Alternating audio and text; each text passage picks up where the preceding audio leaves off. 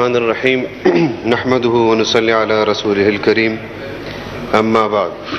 شکریہ جناب اسپیکر.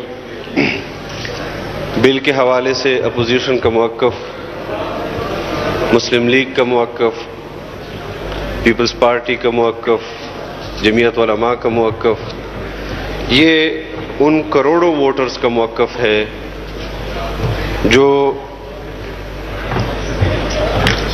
کچھ عرصے سے انتخابات کے حوالے سے ترمیمی بل زیر گردش رہا.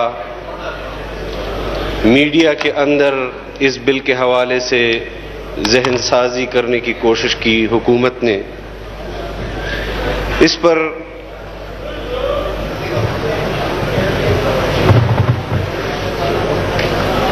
ایک رائے جو بل کی صورت میں حکومت نے ترمیمی بل کی صورت میں پیش کی، جس پر الیکشن کمیشن نے اعتراضات اٹھائے،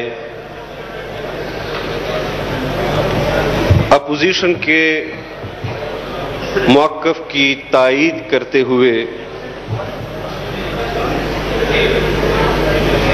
جب یہ اجلاس بلایا گیا، روز اول سے اس کے ایجنڈے پر یہ ترمیمی بل تھا.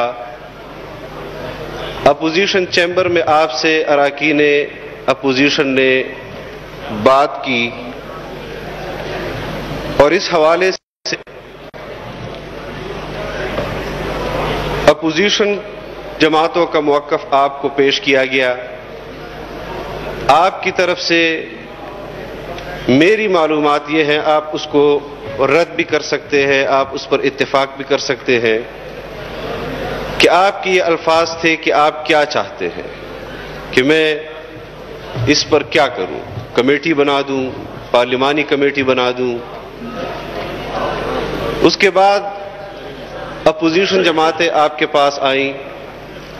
انہوں نے کمیٹی کے حوالے سے روایات کے مطابق،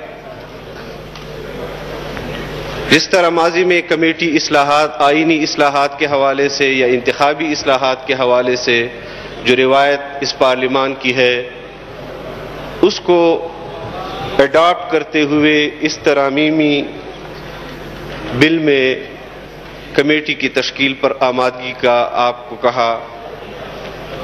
حکومت کی طرف سے منسٹر صاحب کی رائے یہ تھی کہ نہیں، جو دو الیکشن بلوں میں ایکٹ میں ترامیم، جو دو ایکٹ میں ترامیم کے لیے قومی اسمبلی سے بل پاس ہوئے، پھر سینٹ میں وہ پاس نہ ہو سکے، صرف اس حوالے سے اس میں آپ کمیٹی بنائیں.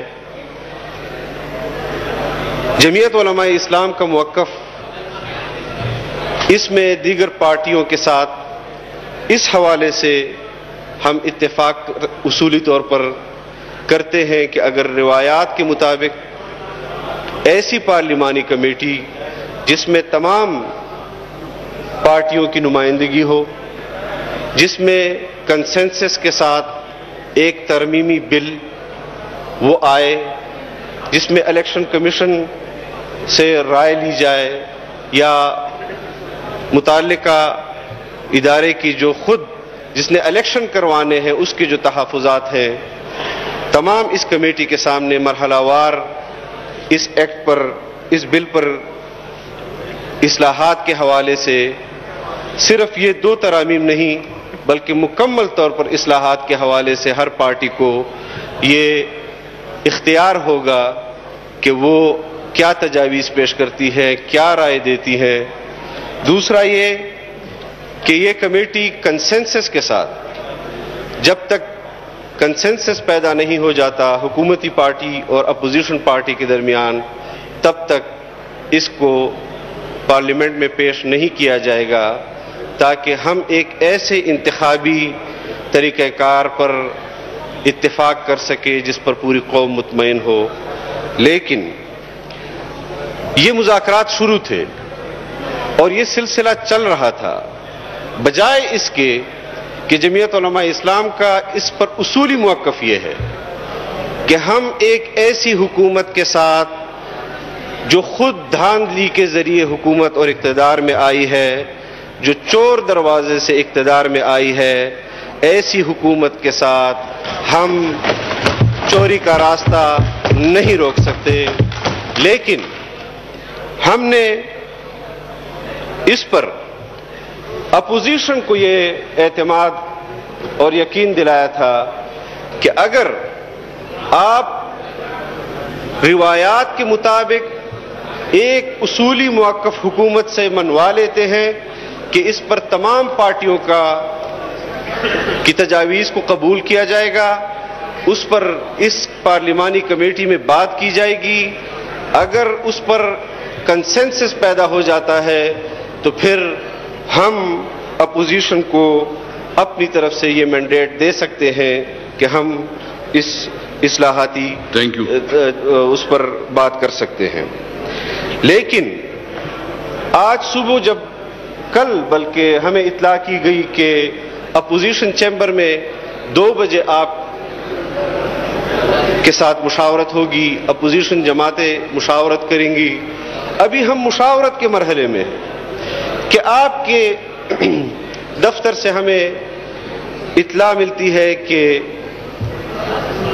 اسد عمر صاحب منسٹر ہیں، وہ ان کو میں بلاتا ہوں اور پھر میں آپ کو جواب دیتا ہوں۔ میں خود غالباً کوئی آدھا گھنٹہ وہاں انتظار میں نے کیا، مجھ سے پہلے میرے ساتھیوں نے کافی ٹائم وہاں پر انتظار کیا، ہمیں کوئی جواب نہیں آیا۔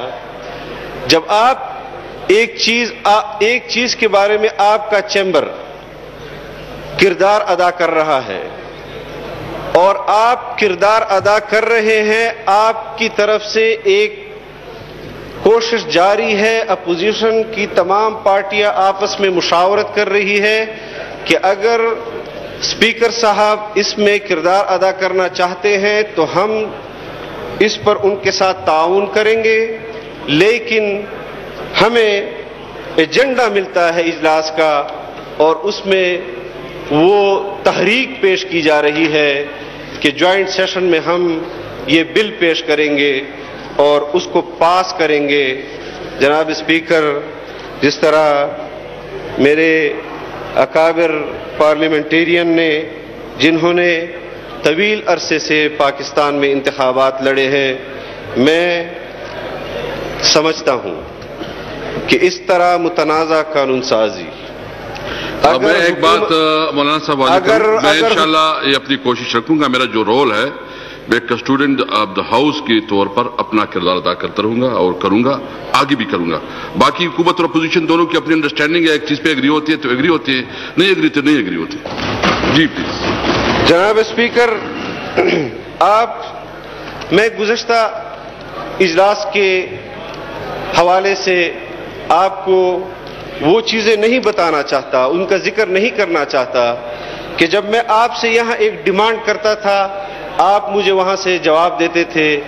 میں آپ کے باتوں کی نفی نہیں کرنا چاہتا، نہ ماضی کو میں دہرانا چاہتا ہوں، بلکہ ریکارڈ پر موجود ہے پارلیمان کی کہ ان تمام چیزوں پر جو گفتگو آپ کی اور جن خدشات کا اظہار یہاں سے ہم نے کیا تھا، آپ نے اس پر ہمیں تسلی دی تھی۔ آج مجھے یہ سمجھ میں نہیں آ رہا کہ ایک کمیٹی بنائی گئی، وہ کمیٹی ابھی تک موجود ہے، ابھی تک اس کمیٹی کی رپورٹ نہیں آئی اور اس سے پہلے پھر اثر نو یہ چیز پارلیمنٹ میں آ گئی۔ لیکن مجھے معلوم ہے کہ اس پر آپ رائے نہیں دے سکتے کیونکہ حکومت کا بل ہے، ہم یہ سمجھتے ہیں۔ لیکن اس کے ساتھ ساتھ ہم اس پارلیمنٹ میں جن لوگوں کی نمائندگی کرتے ہیں اس کا نام ہے پاکستانی قوم۔ گزشتہ انتخابات میں دھاندلی ہوئی، پاکستان میں 3 سال تحریک چلی اس دھاندلی کے خلاف جس کے پاکستان میں تحریک چلی 3 سال، اب تک تحریک جاری ہے کہ انتخابات میں دھاندلی ہوئی ہے، یہ حکومت جعلی ہے، اس حکومت کا مینڈیٹ جعلی ہے۔ تھینک یو جی۔ لیکن جی 10 منٹ پوری ہو گئے جی. لا منسٹر صاحب please 10 minute. Law minister wind up کرے پلیز, وائنڈ اپ کرے. 10 منٹ 10 منٹ ہو گئے اس سے جی. مولانا. جناب اسپیکر, میں اس وقت بھی اس بل پر جو رائے دینا چاہتا ہوں, میں آپ کو درخواست کرتا ہوں کہ آپ اس میں کردار ادا کریں, اس طرح کی متنازع قانون سازی کو روکیں, ورنہ جس طرح خواجہ صاحب نے فرمایا, اور میں اس پر کچھ اضافہ کرنا چاہتا ہوں, یہ انتخابی اصلاحات کے حوالے سے جو یہاں پر اقدام کیا جا رہا ہے, میں سمجھتا ہوں کہ یہ ملک میں ہنگاموں کی بنیاد رکھی جا رہی ہے, ملک کے اندر افراتفری کی بنیاد رکھی جا رہی ہے. آج جس طرح تمام دیگر اداروں کو متنازع بنایا گیا, اور اس طرح الیکشن کمیشن کو بھی متنازع بنایا جا رہا ہے. آپ مجھے بتائیں کہ الیکشن وہ حکومت نے کرانے ہیں یا الیکشن کمیشن نے کرانے ہیں؟ الیکشن کمیشن اس پر اعتراضات کر رہی ہے اور آپ اس کو مطمئن نہیں کر رہے. آپ اپوزیشن کو اصلاحات کی بات کرتے ہیں, آپ کل کہیں گے کہ اپوزیشن اصلاحات کے لیے بات نہیں کر رہی. میرا اصولی موقف یہ ہے کہ چوروں کے ساتھ چوری روکنے کا راستہ نہیں. تھینک یو جی, تھینک یو. لا منسٹر صاحب جی, فروغ نسیم صاحب. تھینک یو ویری مچ, بہت شکریہ آپ کا. دیکھیں, میں گزارش کروں کہ اس کے 2-3 پارٹس ہیں.